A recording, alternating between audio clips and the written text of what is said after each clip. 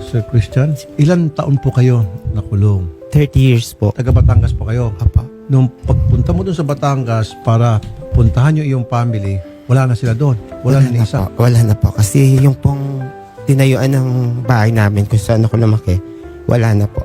Wala na rin kasi tagal pa noon, 30 years ba 30 naman? years. Siyempre malaking pagbabago na. Apa, wala na. Wala ka nang kakilala doon sa lugar. Wala na rin po kasi wala na po ako matandaan sa kanila kasi pinilit ko pong tingnan sila lahat para makaalala or makakuha ako ng impormasyon pero wala na po, sir. Manawagan po muna kayo. Mapapanood po kayo ng inyong kamag-anak. Nananawagan ako sa aking mga kapatid. Sana kung napapanood niyo ako ngayon, hindi ko kayo matandaan na paulit-ulit kong hinahanap kayo pero wala na akong matakpuan. Lumaya na ako January 27. Nakikiusap ako sa inyo na sana bigyan niyo ako ng pagkakataong magkasama tayo. At that time, nung kayo po'y makulong, 20 years old lamang po siguro kayo. 24. May mga pangalan po kayo ng mga kapatid niyo. Apa. Sige po, ibangkit po. Ate Helen Salvacion, Glenjoy Salvacion, Alberto Salvacion, Franny Salvacion. Mga kapatid ko, sana magkita tayo. Nandito na ako. Nakikiusap ako sa inyo.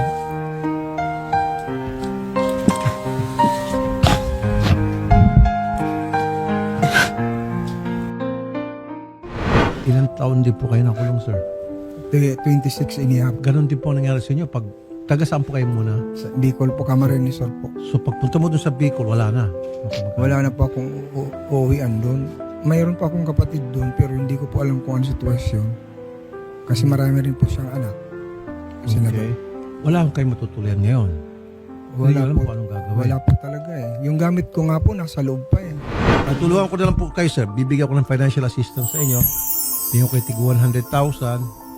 Sana makatulong in one way or the other. And then, tatawagan ko yung dole. Salamat po. Ano man po, sir. Yung Muntinlupa New Bilibid Prison, kada alas 2 daw po yan, tahimik daw po yan kasi nanonood ng Wanted sa radyo. Wow naman. Opo. Baka umayak niya. Buong bilibid po. Yun po ang dahilan kaya nagagawa ko ng awit. Oo.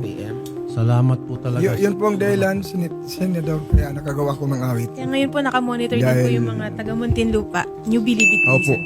Halos lahat Salamat po. Sobrang umahanga po kami sa inyong kabutihan. salamat po, sir. Wala ka pong pinipili.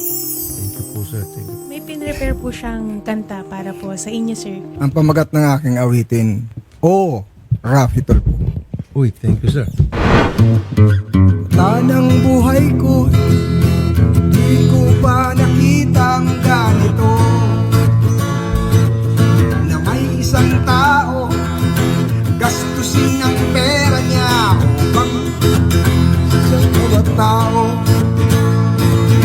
Ang tinutukoy ko si Rafi Tulfo, may pusong makadiyos, pusong makatao, sang-ayon sa tama at sa at sa mali ay hahabulin kanya kapag ikaw ay masama, masama. Sa tanang buhay ko, di ko pa nakitang ganito, na may isang tao, gastusin ang pera niya upang tulong lang sa kapwa-tao. Walang tinatangi kapag lumapit ka, tulong niya'y mabilis upang lungkot mo'y mapawi. O Senador Tulfo, nananalangin, naway mahawaan mo ang maraming Pilipino.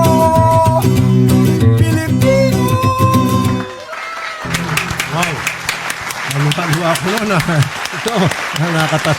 Sir, kailan niyo po kinompose pa yan? Nung nakita ko po ang buong bilibid na pagdadating po ng alas 2, umiikot po ako. Opo. Lahat po nanonood.